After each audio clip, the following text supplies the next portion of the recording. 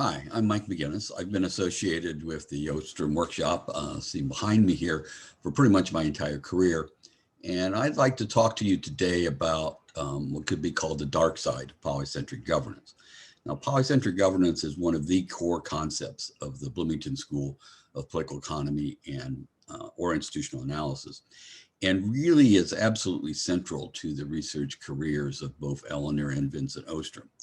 And those of us deeply influenced by the Ostroms tend to emphasize the potential positive aspects of this mode of governance, which is a very complex mixed system of different kinds of actors working at different levels of analysis and on different kinds of problems in order to try to resolve political issues. And it's a system that's so complex, it tends to be derided or critiqued by others that would like to see a more consolidated, efficient, more directly accountable mode of governance.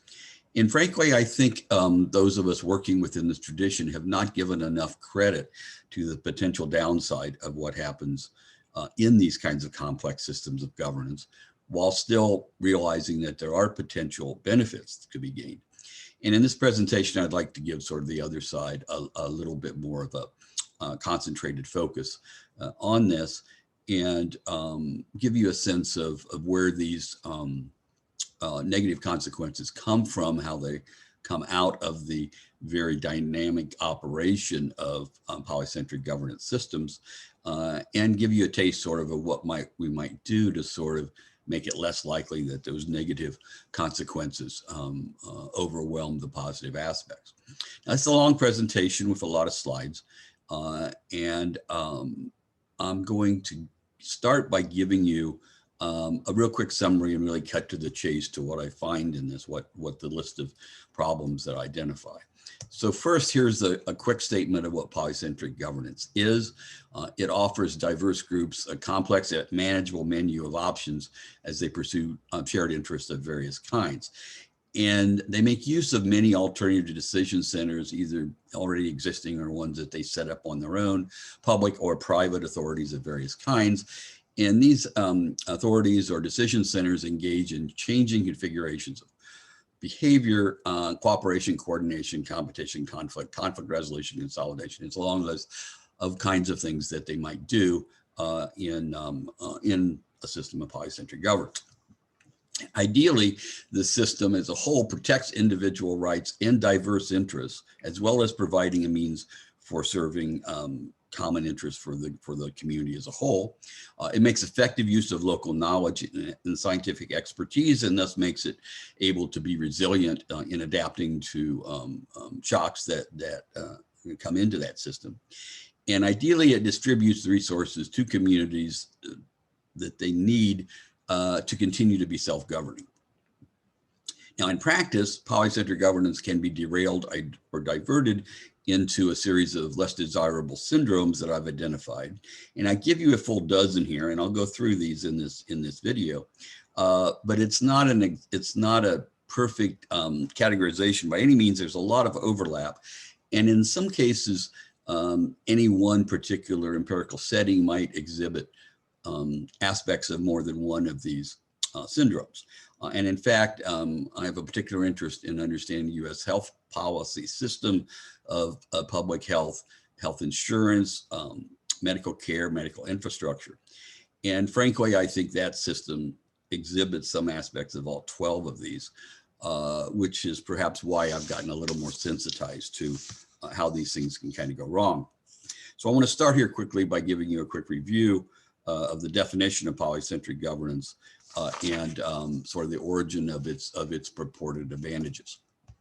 Okay, here's an effort to identify the 8 primary components of polycentric governance as it's been used in the literature. This was put together by myself and 2 other co-authors as our contribution to a volume on governing complexity that was put out just a few years ago. This is not the way we present it in that volume because the 3 authors of this had trouble deciding which of these characteristics relate to the structural characteristics, which aspects focus on the dynamic processes or the way dynamic processes are structured or the outcomes of those dynamic processes.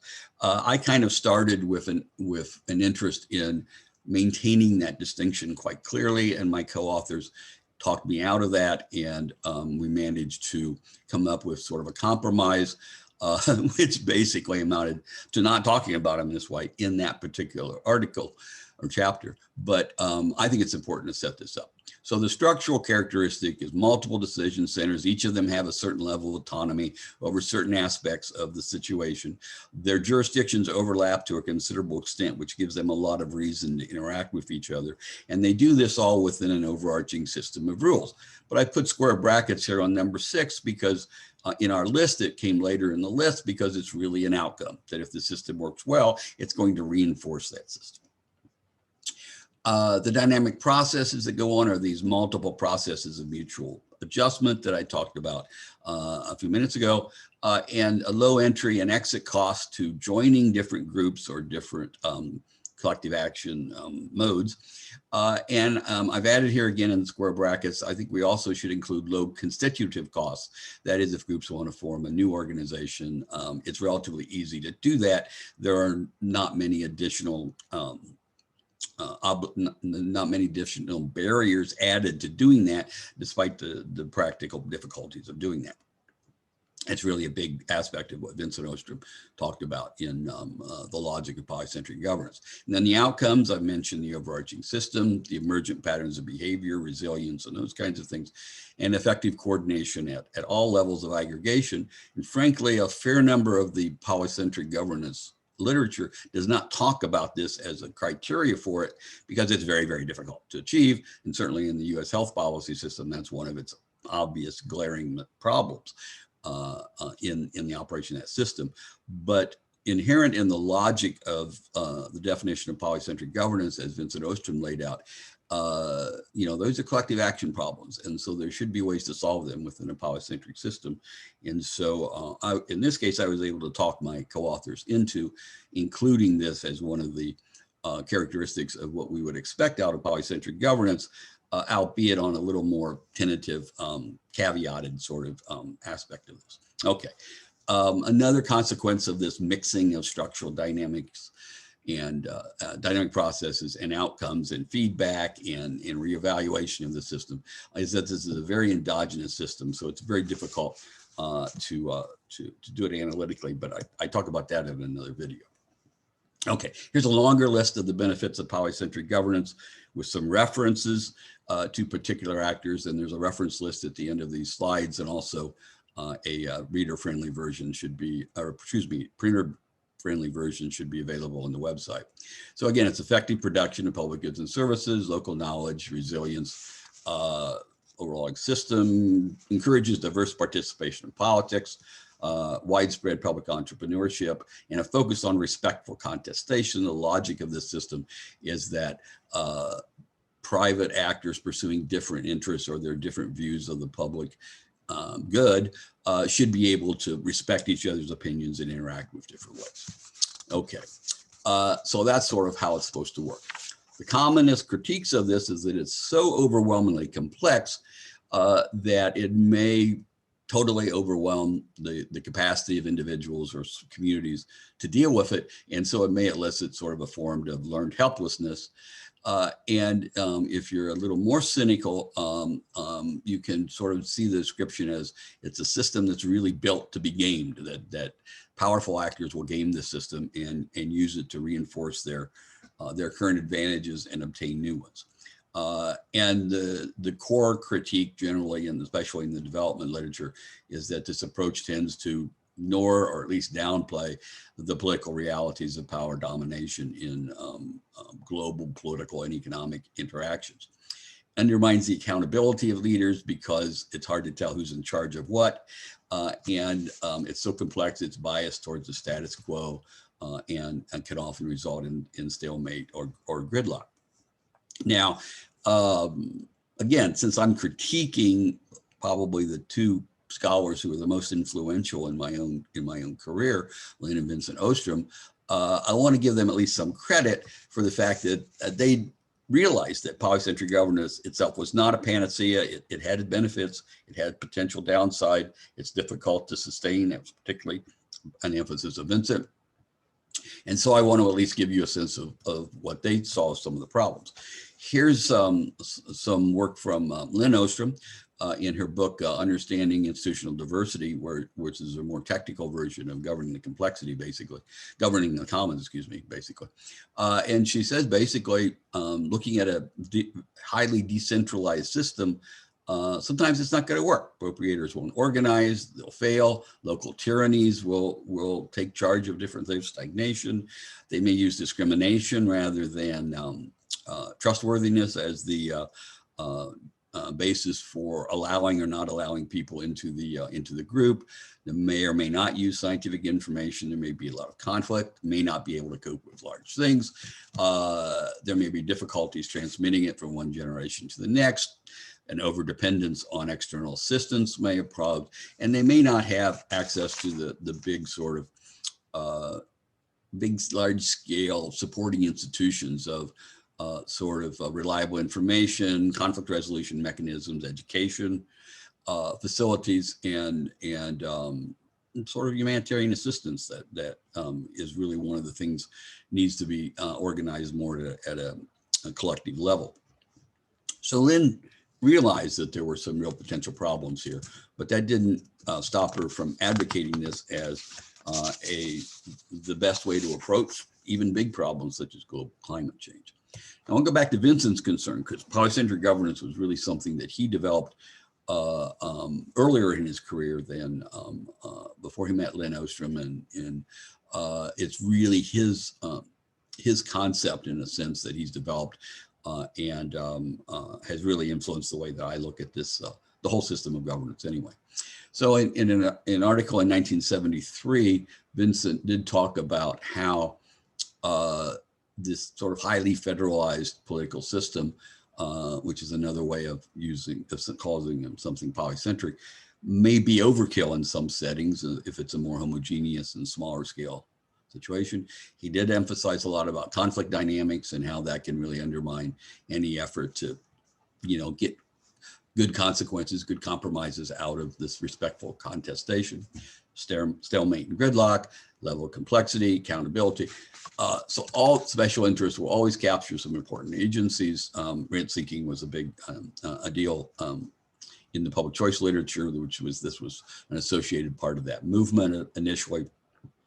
And so Vincent saw the limitations of this from the very beginning. And then later in his career, he wrote a book in 1997 called The Vulnerability of Democracy and the Meaning of Democracy and the Vulnerability of Democracies. Here he really talked about some of the deeper sort of problems that policy problems may become so dominated by technology that we really can't, ordinary citizens can't understand it anymore, and we become very dependent on expertise. This intergenerational transmission is really tough. And he drew from Alexis de Tocqueville some concerns about the long-term viability of democracy in America, for example. Vincent introduced concepts like crypto-imperialism, a system in which the control apparatus is concealed by a veil of secrecy behind rhetoric about freedom and liberation. He was talking specifically about the Cold War struggle between the United States and the Soviet Union at that time that were manipulating smaller powers throughout the world, and sort of, our side was talking about democracy, their side was talking about democracy and equality, and there really was something else going on rather than that. It really wasn't an effort to help the local communities as much as it was to win points in the global competition, the global rivalry. Vincent also drew a lot from Orwell about the concerns about doublespeak and self-deception by the corruption of language, the way that we talk about politics, and also spoke to the then current emphasis on whether the United States should work on promoting democracy abroad, and emphasized that our problem in doing that is that we tend to try to recreate our system elsewhere when we should be building up from the local cultures in various sorts of parts. So both Lynn and Vincent had a clear understanding of what the problems were or what problems were there, but frankly, they didn't really address any systematic analysis to that. It was kind of difficult to draw specific policy recommendations, in particular, out of this more pessimistic book by Vincent late in his career. So let me now move to, after all these caveats, to how I've been sort of trying to organize this. And this has been a project I'm developing with Alexis Teal and Elizabeth Baldwin, sorry, Liz, to put together a way and a dynamic model, if you will, of how these negative syndromes can arrive. And this is how I'm going to be presenting it. I'm going to have 5 different slides for each of these. And so let me just sort of get to those. Okay, first, there's sources of variation, if you will, within the polycentric system of governance, in that groups are going to cluster together if we're similar preferences, similar life situations, or socioeconomic conditions. And they also are going to share certain biases and fears of what other groups might do to them or what sort of dangers they face. Groups are going to have differential access to information and the ability to analyze them. This is a particular problem in a very complex system where a lot of information is technical and hidden. And so groups as a whole, overall, are going to be well positioned or very poorly positioned in their ability to make effective use of this information to deal with the problems, shared problems that they've identified. So there's going to be a distribution of the costs of effective collective action or the costs of self-governance. And that's something that's really going to vary across groups.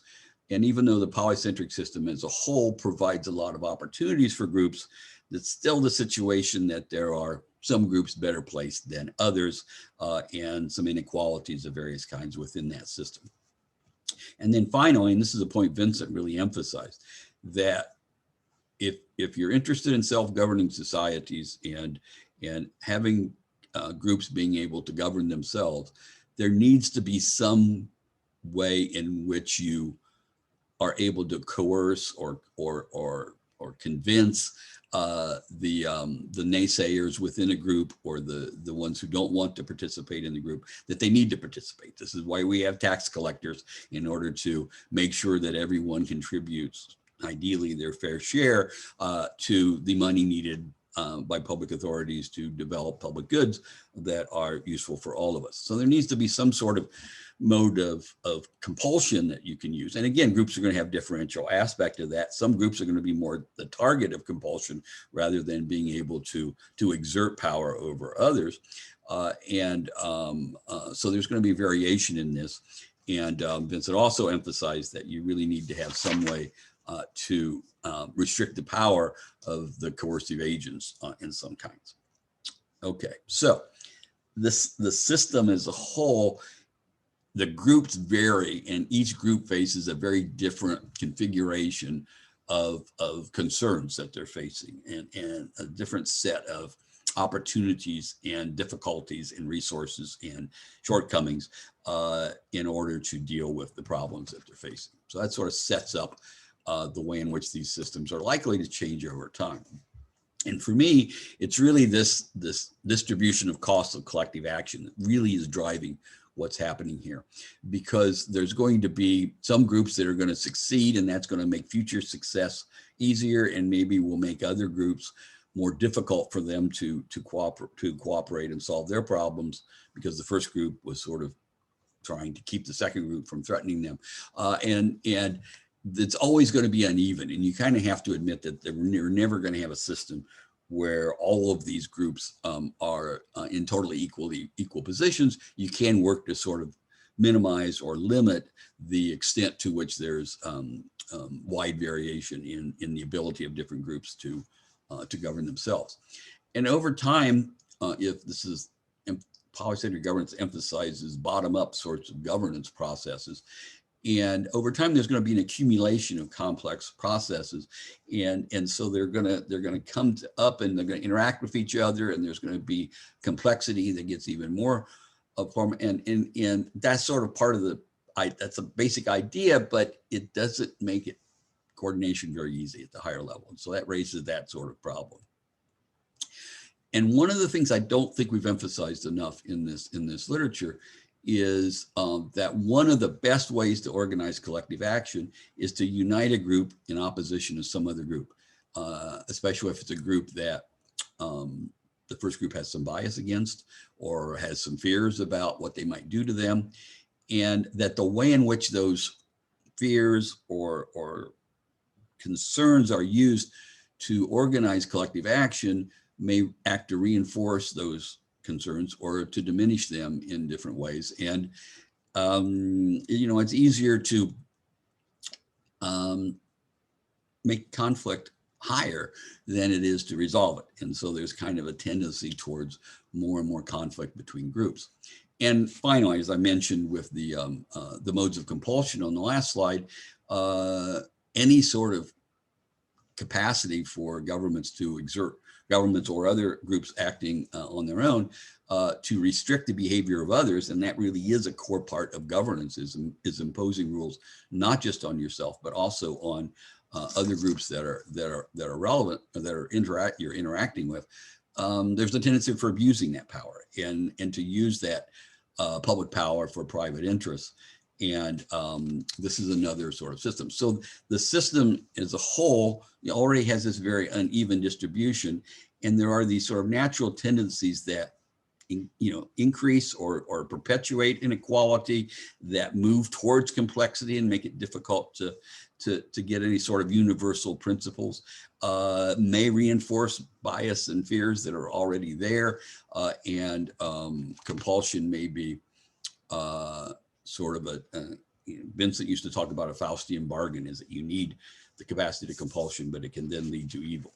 Okay, so we've got these sorts of things. So this is where we're starting to get the origins of these different syndromes. You take these four sort of emergent trends, and in the polycentric governance literature, there's a lot of emphasis on positive benefits of emergent order.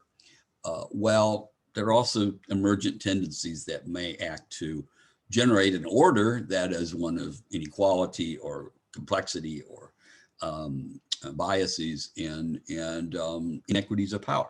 So the emergence isn't always necessarily going, the invisible hand of Adam Smith's not always going to produce only positive benefits.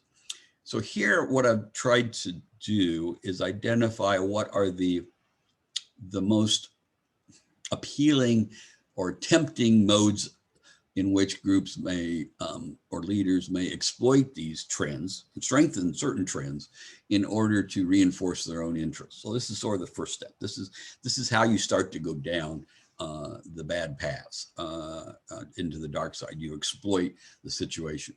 And I've come up here with a dozen. This is why I end up with a dozen at the end.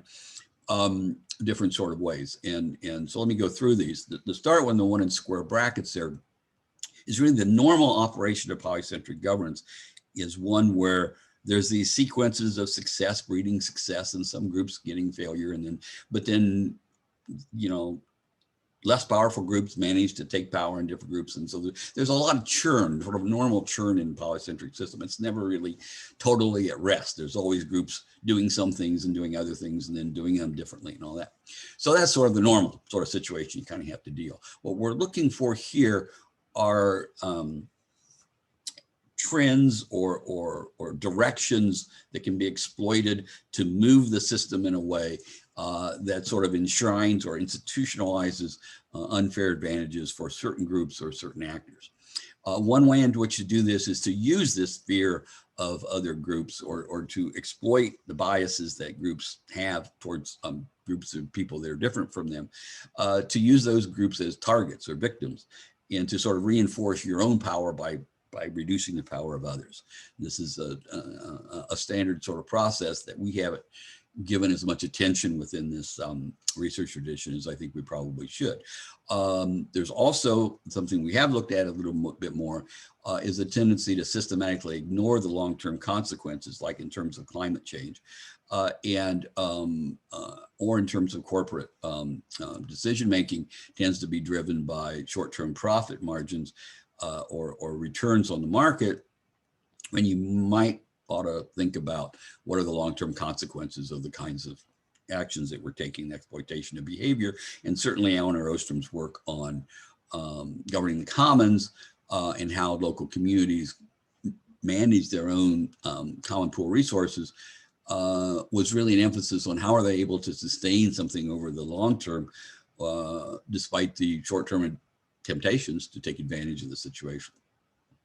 Okay, now let's go to complexity. This is where complexity can be a source of power because some groups, some individuals are going to develop expertise in certain programs or certain technologies that will give them an advantage over people who don't understand the situation. And in fact, there are ways to try to keep people from learning about the system. So you try to set this up. And the second one is something I call strategic complexification and administrative burdens.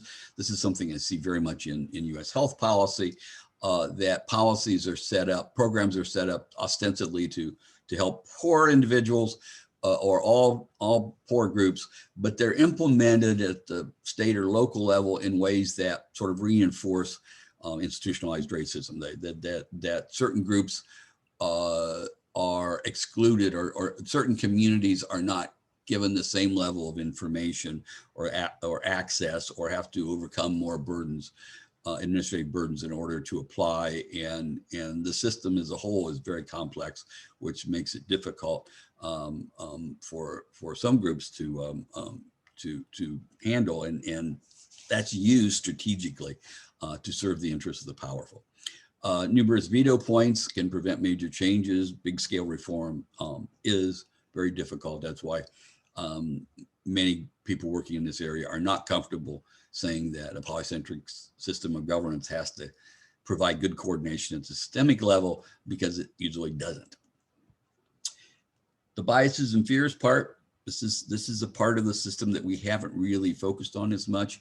I talked about mobilizing biases to facilitate collective action, to protect past practices and prejudices, to sort of enshrine a cultural status quo, to stoke fears of existential threats, to defend the status quo. This is where you can really get escalation and conflict dynamics and get out of control. And Vincent Ostrom wrote considerably about the conflict dynamics in that area.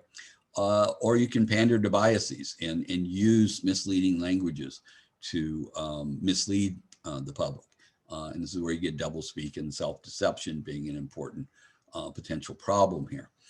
And then abusing modes of compulsion and power, rent seeking as a common example of how private interests can use public power to restrict other groups' potential competitors' entry into the market in order to lower prices. Is often something that rent seekers do, or provide various sorts of barriers on different groups to come in. There's another way of abusing power, and that's to try to impose one's moral principles through the use of political power. So it's not driven as much by economic interest, but more by the way you think the world should be, based on some religious creed or some other ideological basis. And so this is another way in which you can start down a path towards not respecting the preferences or the concerns or the interests of groups that maybe look at the world differently in terms of what should be the organizing principles.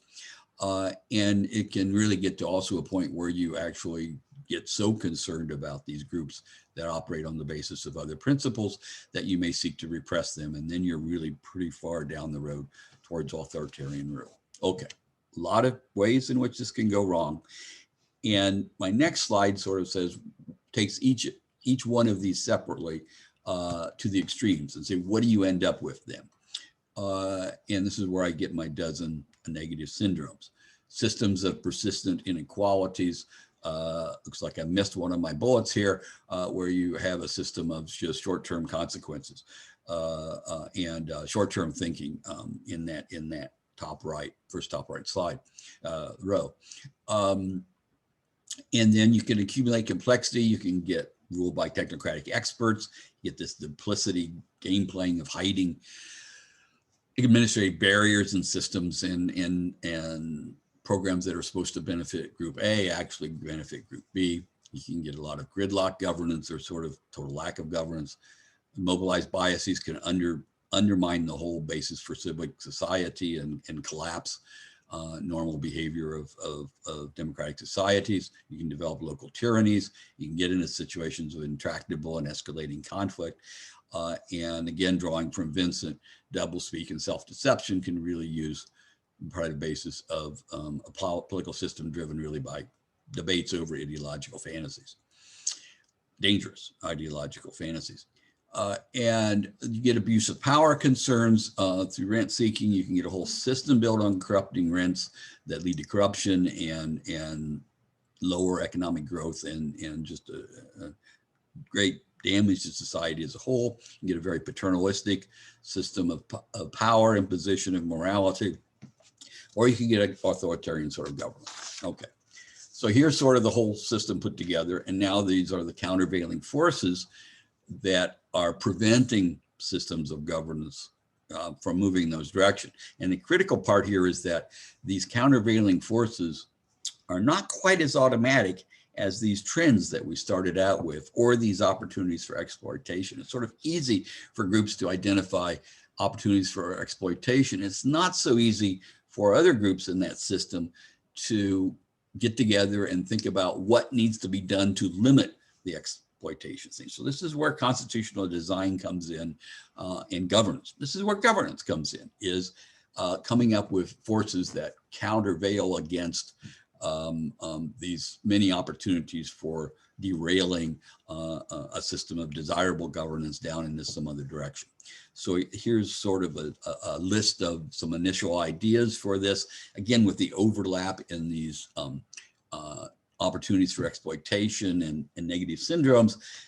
These overlap a great deal, but go through these real quickly. Protect minority access to information will sort of make it more difficult, or to resources of other kinds, make it more difficult for the same groups to be targeted again and again and again.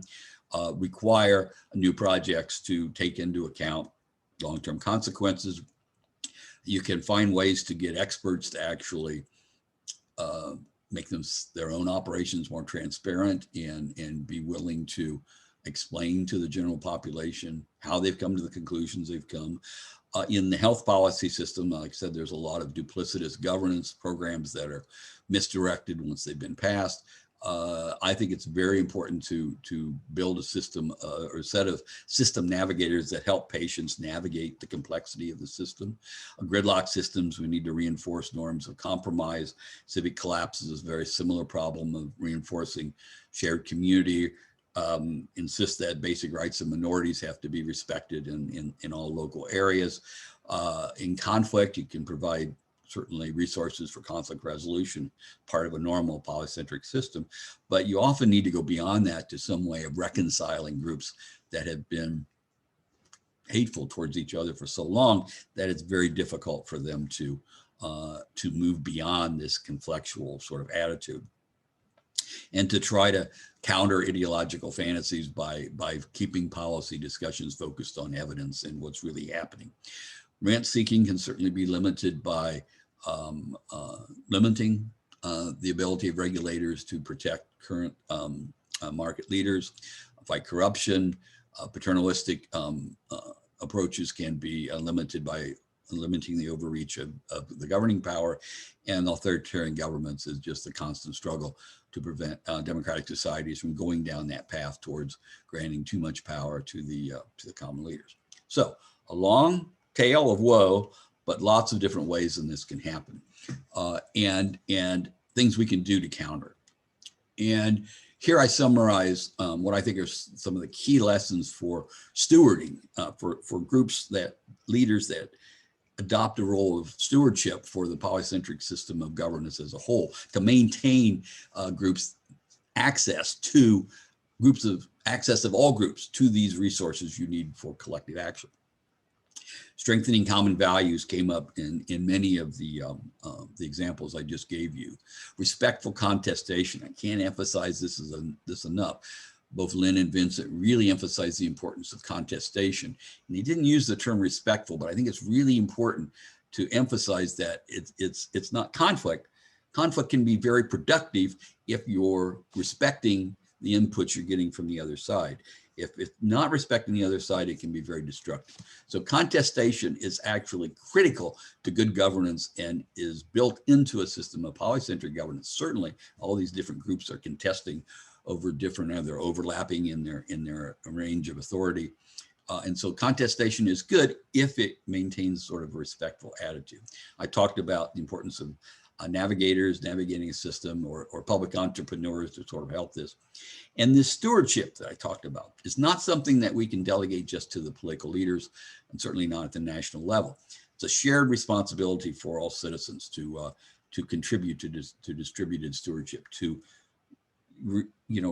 restrain yourself from taking advantage of all the opportunities you might have for exploiting a complex system for your own advantage, and think about what this means for the system as a whole. How does it affect the ability of your fellow citizens to make the choices, to influence the ways in which they live? And finally, something that Lynn always emphasized about collective action is hard work. Self-governance is hard work. This is not something that's easy, and it takes a lot of effort to maintain it and to keep it moving. So there's a lot of lessons here, I think, for this. So now, to review what I've done here, sort of give you a sense of what are the core processes here. Emphasize these points, takeaway points. The costs of collective action is always unequal across groups, and it's always sort of changing over time. Whether it changes to make groups systematically unequal or sort of mixing and having churn in the levels of inequality is very much up to us and how we operate the system.